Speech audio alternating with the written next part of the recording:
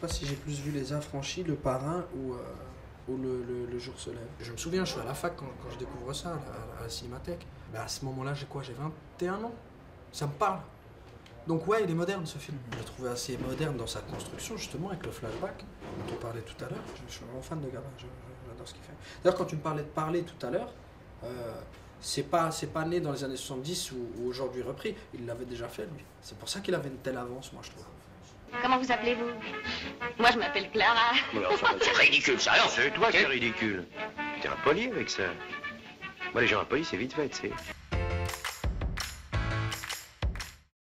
Le film qu'il vaut mieux voir dans un état second, franchement, ouais. pour mieux l'apprécier encore, Ouais. parce que c'est déjà un super film. Ouais. Matrix 1.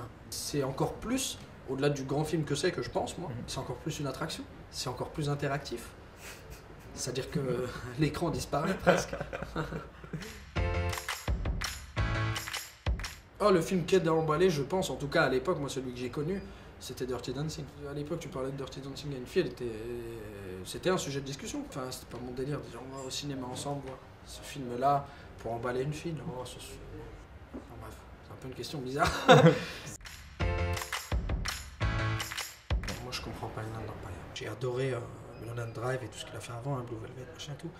D'ailleurs, il est tellement avant-gardiste que peut-être que justement ce film-là, je le comprendrai dans 15 ans. J'ai pas compris pourquoi tout le monde a aimé, parce que j'avais le sentiment qu'il avait fait un film pour lui plus que pour l'échanger.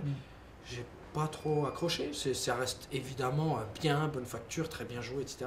Mais ça part dans un truc où moi je me perds.